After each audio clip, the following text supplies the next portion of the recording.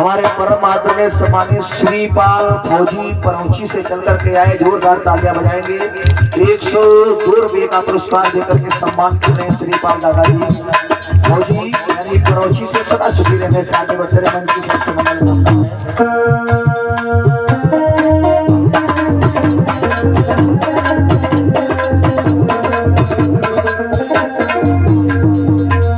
जवाब दिया है स्वामी, तुम्हें नहीं मालूम है मेरे जितने भी बच्चे हुए सभी खत्म हो गए, मेरा एक ही सहारा बचा है और बोली है रोई रोई मैया नहीं समझ आवे, अरे रोई रोई मैया समझ आवे, कोई ना हमें धीर बधावे,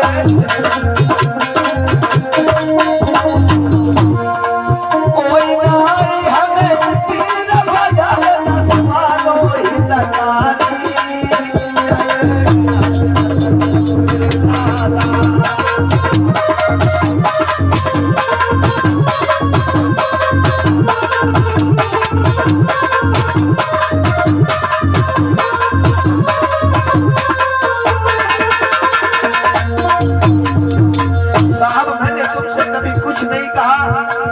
ना ही कुछ मांगा, लेकिन तुम जिस समाज के लिए हमेशा करते रहते हो, समाज समाज चिल्लाते हो, लेकिन तुम्हें समाज से क्या मिला? तुम्हें समाज ने क्या दिया? सुनो साहब,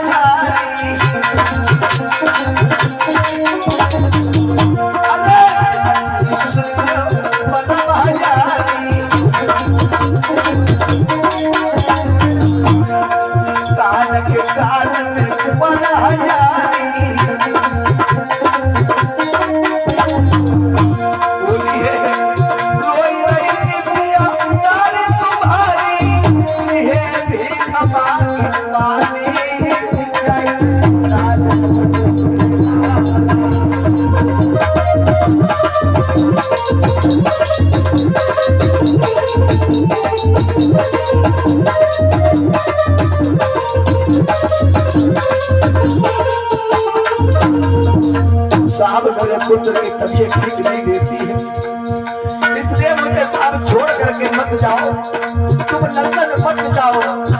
सुनो ना, रो रही है स्वामी मेरी भोली को न खानी चाहिए।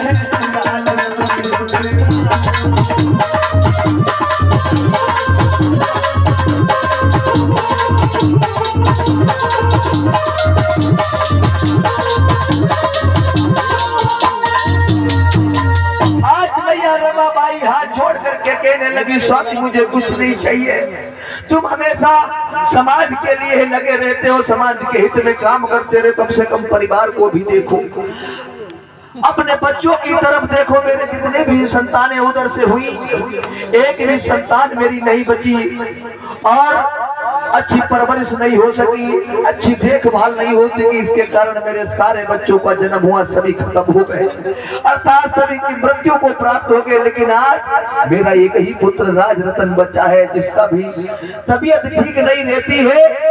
लोगों आज उसी समय डॉक्टर अम्बेडकर अपनी पत्नी रमाबाई को धैर्य बंधाते हुए कहने लगे, रमा तुम्हें नहीं मालूम है, अगर हम आज लंदन नहीं गए तो हमारे 11 करोड़ दलित पर, हमारे ये अछूत शोषित भाइयों पर भारत के ऐसे कुछ विरोधी है जो दुधारी छुरी चलाते थे।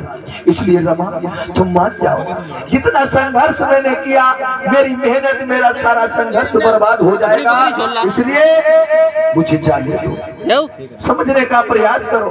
भैया रमाबाई कहने लगे, हम जानते हैं, हम जानते हैं तुम जाओगे जरूर, क्योंकि तुम्हारे अंदर ऐसी तहक भरी है, तुम्हारे अंदर ऐसा ये जो तहक भरी है, तो आप